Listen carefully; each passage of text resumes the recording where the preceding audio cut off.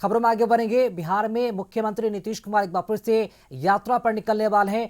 समृद्धि यात्रा पर एक बार फिर से नीतीश कुमार निकलेंगे और उनकी ये यात्रा सुपौल से शुरू होने वाली है। 10 मार्च को सुपौल में समृद्धि यात्रा है, 10 मार्च को, और उसके बाद 11 मार्च किशनगंज और अररिया में उनकी समृद्धि यात्रा है। 12 मार्च को कटिहार और पूर्णिया, 13 मार्च को मधेपुरा, सहरसा, खगड़िया। मधेपुरा में 3 दिन नीतीश कुमार रहेंगे। मधेपुरा से किशनगंज समेत 6 जिलों में जाएंगे नीतीश कुमार और समृद्धि यात्रा निकालेंगे नीतीश कुमार। तो नीतीश कुमार लगातार पॉलिटिकली एक्टिव नजर आ रहे हैं। बिहार में सियासी हलचल तेज है। नीतीश कुमार की सक्रिय राजनीति में भूमिका के तौर पर देखा जाए तो एक तरह से दूर होती नजर आ रही है। सक्रिय भूमिका से वो दूर होते नजर आ रहे हैं, लेकिन इन सब के बावजूद भी नीतीश कुमार यात्रा पर निकल रहे हैं। आप अंदेशा लगा सकते हैं, एक तरह से एक राजनीतिक संदेश भी है। चलिए इसी खबर पर जानकारी के साथ ब्यूरो चीफ अमित सिंह इस वक्त हमारे साथ जुड़ चुके हैं। अमित जी, नीतीश कुमार सक्रिय राजनीति की भूमिका से दूर होते नजर आ रहे हैं। इन सब के बावजूद भी नीतीश कुमार अब बिहार में समृद्धि यात्रा पर निकल रहे हैं।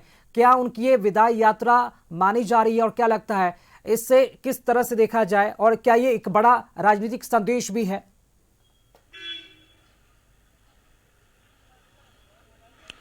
बिल्कुल राकेश, देखिए मुख्यमंत्री नीतीश कुमार की ये यूएसपी रही है कि जब भी वो कोई बड़ी यात्रा या कई यात्रा उन्होंने निकाली है बिहार में पिछले 2 दशकों में, तो नीतीश कुमार अपने यूएसपी से इतर नहीं कभी भी काम करते हैं। तो बिहार की जनता के साथ वो रूबरू होना चाहते हैं। ऐसी कयास लगाए जा रहे थे कि जब मुख्यमंत्री नीतीश कुमार दिल्ली की राजनीति करेंगे, केंद्र की राजनीति करेंगे, राज्यसभा जाएंगे, तो फिर उनकी समृद्धि यात्रा जो है वो लटक सकती है, अधर में लटक सकती है। लेकिन अब ये जो खबर आ रही है कि मुख्यमंत्री नीतीश कुमार ने जो तय यात्रा थी कि वो कोसी और सीमांचल के इलाकों में अगले फेज में यात्रा में 10 मार्च से जो यात्रा 13 मार्च तक चलेगी, तो इसमें वो शामिल होंगे, वो इस यात्रा पे जाएंगे, तो एक बड़ी जानकारी है। और मुख्यमंत्री नीतीश कुमार यही चाहते हैं कि जो योजनाएं उन्होंने लागू की है, जो पिछले 2 दशकों में जो उन्होंने जनता के बीच में जमीनी तौर पे काम किया है, तो उसको वो आगे भी चलाते रहे। यानी जब तक वो मुख्यमंत्री के तौर पर वो बने रहेंगे, उस कुर्सी पर रहेंगे, तब जनता के बीच में रहेंगे। और समृद्धि यात्रा के जरिए जनता के बीच में एक और संदेश भी देना चाहते हैं राकेश, कि हम न थके हैं और न ही हम दिल्ली जाने के बाद हम बिहार से और बिहार की जनता से दूर हो रहे हैं। तो जो योजनाएं हैं, जो 50,000 करोड़ की योजनाएं, 400 से ज्यादा ऐसी परियोजनाएं चल रही हैं, उनकी वो समीक्षा करेंगे। और तमाम जो विपक्षी पार्टियां जो इस तरीके से सवाल उठा रही थी कि भाई अब तो नीतीश कुमार दिल्ली चले जाएंगे तो फिर बिहार की जनता का क्या होगा, तो अब मुख्यमंत्री नीतीश कुमार ने एक तरीके से 2 संकेत दे दिए हैं कि एक तो बिहार के विकास में वो जिस तरीके से उन्होंने 2 दशकों में काम किए हैं, वो आगे वो कार्य चलता रहेगा। दूसरी चीज कि जो अगर जिनको लगता होगा कि दिल्ली वो जाएंगे तो बिहार पर उनकी नजर नहीं होगी, तो ये भी एक बड़ा संदेश है कि वही समृद्धि यात्रा के जरिए तमाम जो कार्यकर्ता है, अपने जो जनता है, जिन्होंने उन्हें इतना बड़ा मैंडेट, इतना बड़ा वोट दिया है, उनके साथ वो खड़े हैं और ये दिल्ली में बैठकर भी बिहार पर उनकी नजर होगी। तो 2 चीजें जो है संकेत देने की कोशिश की जा रही है। और इसमें 10 मार्च से लेकर 13 मार्च तक वो मधेपुरा से लेकर यानी कि कोसी और सीमांचल के इलाके में कटिहार, पूर्णिया, अररिया, इन सारे इलाकों में वो समीक्षा बैठक करेंगे इस समृद्धि यात्रा के जरिए। राकेश, अमित जी, क्या इस यात्रा के दौरान कोई नई योजनाओं या फिर घोषणाओं की भी संभावना हो सकती है?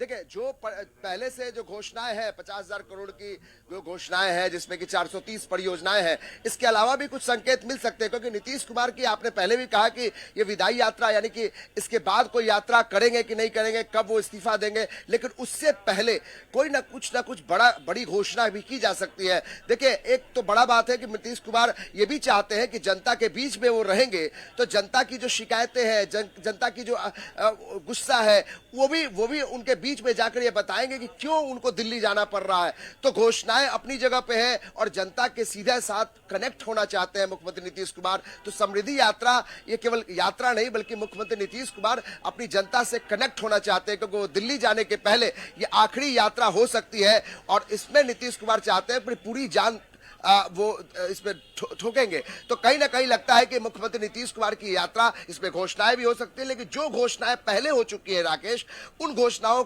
को लेकर जो समीक्षा बैठक अधिकारियों के साथ होगी, वहां जो जायजा लेंगे क्या क्या काम चल रहा है, कितना विकसित हुआ, कितना अभी और विकास का काम चल रहा है, तो ये तमाम चीजें हैं जो मुख्यमंत्री नीतीश कुमार के जहन में है। और इस समृद्धि यात्रा के जरिए 10 मार्च से जब यात्रा पर निकलेंगे राकेश, तो ये सारी बिंदु पे उनका ध्यान होगा। और ये भी महत्वपूर्ण चीज है कि नीतीश कुमार के ऊपर जो सवाल उठा रही थी विपक्ष, उन सवालों को भी वो बंद कर देंगे।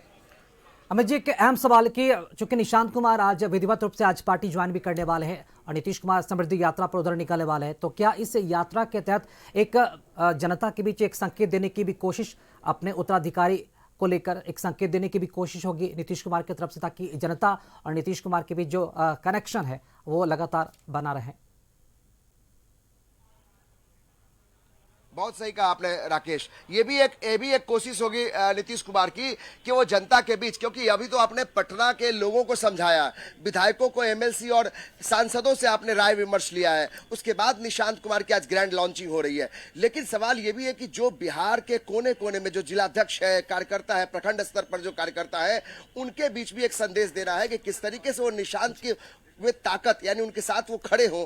इसलिए मुख्यमंत्री नीतीश कुमार भी चाहते हैं कि समृद्धि यात्रा के जरिए न सिर्फ जनता के बीच में एक संदेश देना निशांत को मजबूत करने के लिए, बल्कि संगठन को मजबूत करके संगठन को निशांत के साथ खड़े रखने के लिए भी नीतीश कुमार की यात्रा काफी महत्वपूर्ण है। तो दो चीजें आप समझिए, एक तरफ तो जो कार्यक्रम है, जो योजनाएं हैं, उनकी समीक्षा, और दूसरी चीज की जिस तरीके से कार्यकर्ता का जो मनोबल है, अगर मुख्यमंत्री नीतीश कुमार के इस फैसले, राज्यसभा जाने के फैसले के अंदर नाराजगी है, तो निशांत को उनके साथ कनेक्ट करके कोशिश करेंगे, ताकि निशांत जो अगली पारी खेल रहे हैं, उनके साथ जनता और कार्यकर्ता दोनों साथ जुड़े रहे, ताकि आगे 26 से 30 नीतीश के साथ साथ निशांत भी स्थापित हो सके। अमित जी, एक और अहम और बहुत बड़ी खबर सामने आ रही है, क्योंकि बिहार में सियासी हलचल के बीच गृह मंत्री अमित शाह से सम्राट चौधरी की आज जो मुलाकात है वो बताई जा रही है। क्या इस मुलाकात को किस तरह से देखा जाए? क्या वाकई में आगे जो बिहार में जो सियासी हलचल के बीच आगे जो सरकार गठन होने वाली है, क्या सरकार गठन को लेकर ही ये मुलाकात मानी जा रही है? किस तरह इस मुलाकात को देखा जाए, अमित शाह और सम्राट चौधरी के बीच इस मुलाकात को? देखिए, बंगाल का चुनाव सामने है और वहां पे पूरी ताकत जो है बीजेपी झोंकी हुई है, और ऐसे समय में बिहार में जो सियासी घटनाक्रम हुआ है, मुख्यमंत्री नीतीश कुमार का राज्यसभा जाना, और इसमें सम्राट चौधरी का नाम सबसे ऊपर है कि मुख्यमंत्री के बीजेपी के दावेदार में सम्राट चौधरी का नाम सबसे ऊपर है। मुख्यमंत्री नीतीश कुमार की तरफ से ये प्रस्ताव गया है बीजेपी को, तो ये एक संभव है, एक संभावना व्यक्त की जा रही है। ज्यादा इसकी संभावना है कि आज जब गृह मंत्री अमित शाह और बिहार के गृह मंत्री सम्राट चौधरी वहां बागडोगरा एयरपोर्ट पे मिलेंगे, तो वहां इस विषय पर बातचीत होगी। और बंगाल चुनाव पे सबकी नजर है। जाहिर है कि जो सीमांचल का इलाका है, इससे पहले गृह मंत्री अमित शाह वहां घुसपैठियों को लेकर एक बड़ी अहम बैठक वहां एसएसपी के साथ किए थे। तो वो जो जगह है, वो जो इलाका है, जो सीमांचल का इलाका या फिर जो बंगाल में जहां चुनाव है, तो वहां पे एक ऐसा मौका है जहां दोनों नेता वहां पहुंच रहे हैं। तो जाहिर है कि बिहार के सियासी घटनाक्रम पे भी चर्चा होगी, और जो मुख्यमंत्री के तौर पर सम्राट चौधरी का नाम सबसे ऊपर है राकेश, तो वहां यह भी संभावना है कि जब मुलाकात होगी तो उसमें एक कदम और आगे बढ़ने की बात होगी। तो इस पर भी नजर होगी कि आखिर किस तरीके से गृह मंत्री अमित शाह और सम्राट चौधरी की जब मुलाकात बागडोगरा एयरपोर्ट पे होती है, तो उसके बाद जब बंगाल में चुनाव के बाद वो जब मंच शेयर करेंगे, तो वहां किस तरीके से खबरें आती है, उस बैठक में क्या कुछ होता है, इस पर भी नजर कशिश उसकी रहेगी। राकेश, अमित जी, बिहार में सरकार गठन को लेकर थोड़ा सा जो द्वंद की स्थिति है वो देखने को मिल रहा है, क्योंकि एक दिन पहले नीतीश कुमार ने सम्राट चौधरी का नाम प्रस्ताव किया। सूत्रों के हवाले से जो खबरें सामने आई, सम्राट चौधरी को मुख्यमंत्री के तौर पर प्रोजेक्ट करने की जो बात है वो सामने आ रही है।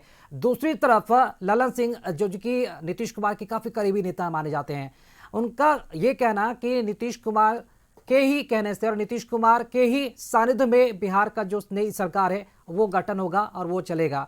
तो किस तरह से इसे देखा जाए? तो क्या ये मानकर चले कि आने वाले दिनों में बिहार में अगर नई सरकार का गठन होता है तो उसका रिमोट कंट्रोल नीतीश कुमार के पास होगा? क्या ऐसा संभव है?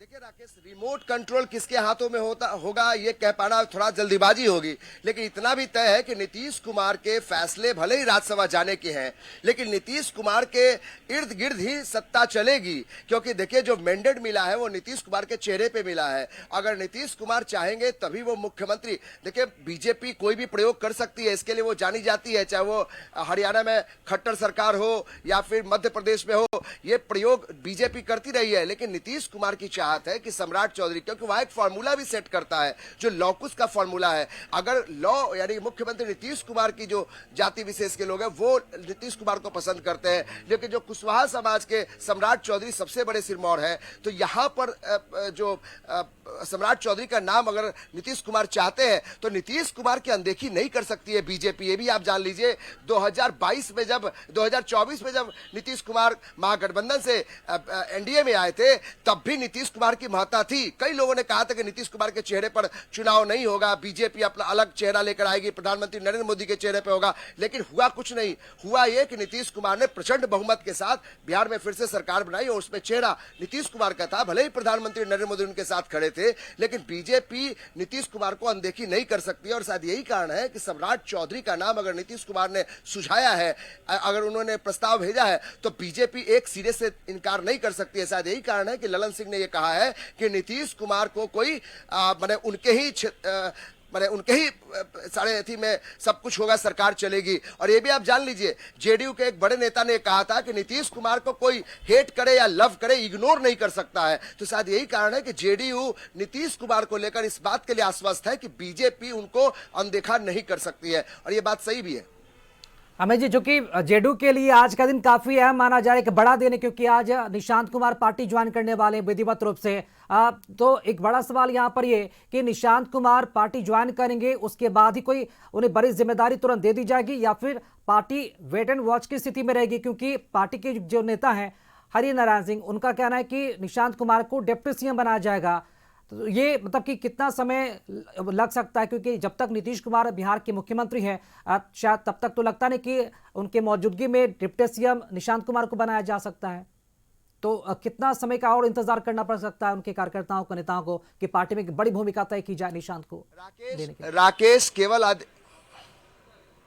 राकेश केवल आधिकारिक पुष्टि होना बाकी है। बाकी हरिनारायण सिंह ने जो बातें कही है लगभग वही सारी चीजें हैं कि डिप्टी सीएम के तौर पर निशांत को देखना चाहती है जेडीयू के, चाहे सीनियर लीडर हो या फिर युवा पीढ़ी हो, जो कार्यकर्ता है वो भी यही चाहते हैं कि निशांत के ही नेतृत्व में जेडीयू भी चले और सरकार में भी उनकी एक बड़ी भूमिका हो। तो इस बात को कोई दरकिनार नहीं कर सकता है, लेकिन आधिकारिक पुष्टि इसके होने बाकी है। लेकिन निशांत को लेकर तैयारी जो है आप देखिए किस तरीके से हम एक तस्वीरें दिखाते हैं, सुरक्षा दाहिनी तरफ और बाईं तरफ ये कार्यकर्ता जो है देखिए किस तरीके से जुटना शुरू हो गए हैं। और ये वो कार्यकर्ता है और ये वो जगह है जो आज एक साक्षी बनेगा कि निशांत यानी कि दूसरी पीढ़ी, मुख्यमंत्री नीतीश कुमार पिछले 2 दशक से ज्यादा समय से जेडीयू की कमान संभाल रहे हैं और हमेशा से परिवारवाद और वंशवाद के मुखालफत करते रहे नीतीश कुमार। लेकिन ये पहला मौका है जब उसी जेडीयू दफ्तर में उसी नीतीश कुमार के उत्तराधिकारी के तौर पर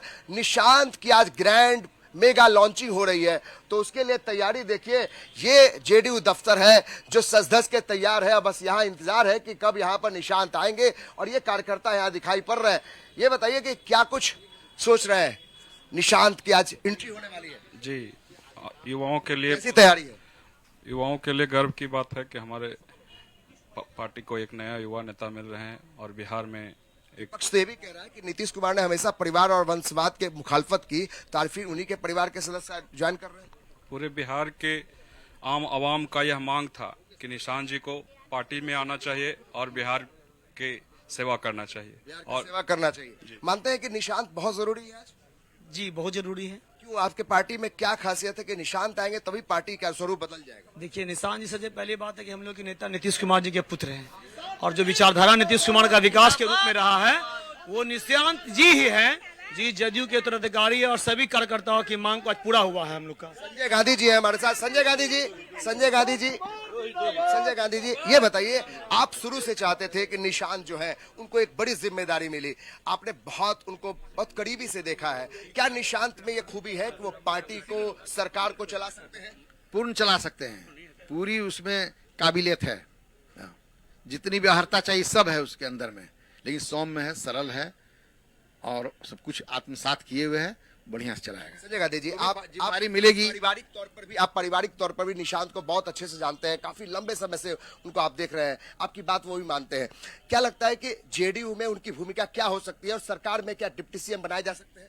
ये तो एनडीए के विधायक तय करेंगे, शीर्ष नेता तय करेंगे। और क्या सक्षम है वो दोनों पद संभालने के लिए सक्षम? हाँ, वो सब जो भी जिम्मेदारी मिलेगा, पूर्ण सक्षम नहीं है, बहुत बढ़िया से सफल होगा। तो डिप्टी सीएम बनाए जाएंगे, क्योंकि ये तो प्रस्ताव तो आप लोगों ने रखा है। नहीं, एनडीए विधायक और हमारे शीर्ष नेता तय करेंगे, इस रोल में कहीं नहीं है। और वो जो है कि सबका आदर इज्जत करता है, यही तो गुण है उसमें व्याप्त है। हमारी क्या है, जो भी लोग हैं सबको ही बहुत ही इज्जत सम्मान करता है और सबके साथ हिल मिलकर हमारे दर्शकों को कि आज क्या क्या तैयारी है निशांत को लेकर? कोई तैयारी नहीं, आएंगे सदस्य ग्रहण करेंगे, साधारण उनके पिताजी का भी साधारण रहा है, सब कुछ रहन सहन सब कुछ, इस लड़के का भी रहन सहन उसी तरह से पिताजी का। कुछ खूबी बताइए निशांत की, क्योंकि आप पर्सनली भी उनको आप जानते हैं, पार्टी से इतर आप पारिवारिक तौर पे भी जानते हैं। क्या ऐसी खूबी है जो हर वो जो भूमिका मिलेगी उस पर निभाएंगे?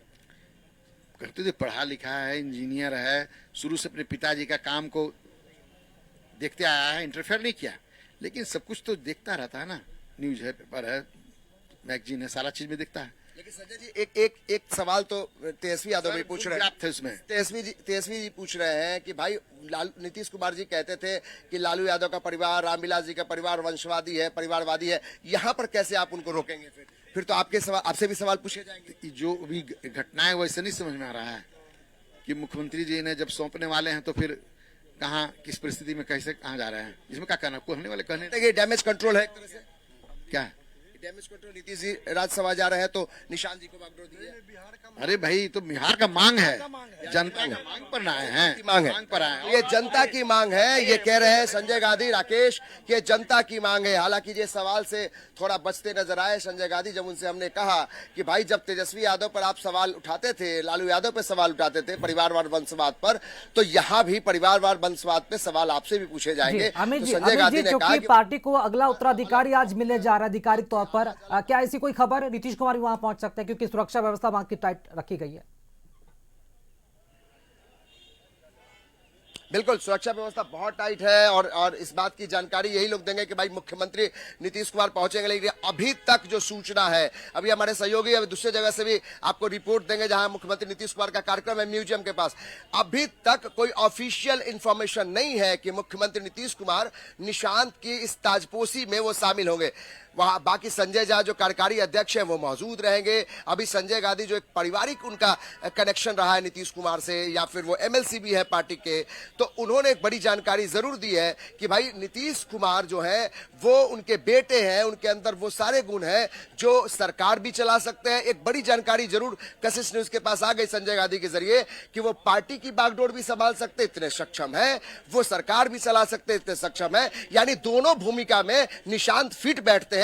ये संजय गांधी कह रहे हैं। संजय गांधी साधारण, उनका बयान साधारण नहीं हो सकता है, क्योंकि नीतीश कुमार के साथ वो बैठते हैं, वो वहां तक जानते हैं जो नीतीश कुमार के मन में चलता है। तो ये एक बड़ी जानकारी जो है अब ये संजय गांधी दे रहे थे। और अभी यहाँ तमाम जो नेता है वो आने अब शुरू हो गए हैं, बड़े नेताओं का आने का सिलसिला शुरू हो गया है। और ये तस्वीरें हम आपको बाहर की तस्वीरें भी दिखाते हैं। राकेश देखिए, हाथी घोड़े यहाँ पे लगाए गए हैं, और ये तस्वीरें अमूमन ये लालू यादव के आवास के बाहर ऐसी तस्वीरें होती है, जेडीयू दफ्तर के बाहर इस तरह की तस्वीरें कभी नहीं देखने को मिलती है जब नीतीश कुमार की कोई ताजपोशी होती है। लेकिन पहली बार देखिए कि जब निशांत की ताजपोशी हो रही है तो इस तरीके से ऊंट और जो हाथी है और घोड़े ये यहाँ पे लगाए गए हैं। इसलिए तस्वीरें दिखाना बेहद जरूरी है कि किस तरीके से जलसा है, जो जेडीयू में जलसा है, और निशांत कुमार जो है यहाँ आज उनकी ताजपोशी हो रही है, तो उसके लिए देखिए हाथी घोड़े और पालकी और किस तरीके से सारे व्यवस्था यहाँ किए गए, यानी कि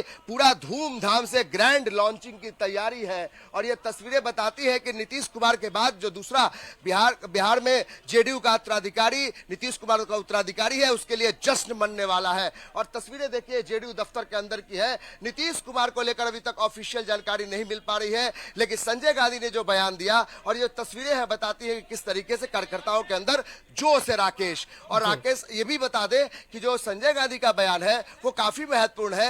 यानी जो कयास लगाए जा रहे थे कि क्या क्या पद उनको मिल सकता है, तो उसके लिए संजय गांधी ने कह दिया कि दोनों पद, यानी कि वो सरकार भी संभाल सकते हैं, यानी सरकार में बड़ी भूमिका निभा सकते हैं, और दूसरा कि वो पार्टी में भी बड़ी भूमिका निभा सकते हैं। और एक और बड़ी जानकारी राकेश हम देते हैं कि चंपारण से शुरुआत होगी। एक्सक्लूसिव जानकारी है कि चंपारण से निशांत की शुरुआत होगी। बिहार के कोने कोने में जिस तरह से नीतीश कुमार चंपारण से किसी भी यात्रा की शुरुआत करते थे, तो निशांत को भी एक भूमिका देकर उन्हें पूरे बिहार की यात्रा पर निकाला जाएगा। तो चंपारण से जो जानकारी मिल रही है कि चंपारण से उनकी शुरुआत होगी बहुत जल्द। इसके लिए आज ताजपोशी होने के बाद बहुत जल्द निशांत के लिए कार्यक्रम तय कर लिए जाएंगे और उसके बाद चंपारण से पूरे बिहार का वो दौरा करेंगे। राकेश, चलिए बहुत बहुत शुक्रिया खबर पर जानकारी देने के लिए अमित जी आपका। तो ये बहुत ही बड़ी और एक्सक्लूसिव जानकारी एक बार फिर से आपको बता दें कि पार्टी में विधिवत रूप से निशांत कुमार के ताजपोशी के बाद, सदस्यता ग्रहण के बाद निशांत कुमार जल्द ही पश्चिम चंपारण से यात्रा की शुरुआत करेंगे और बिहार की राजनीति को नजदीक से समझने की कोशिश भी करेंगे। छोटा सा ब्रेक, लौटेंगे चल।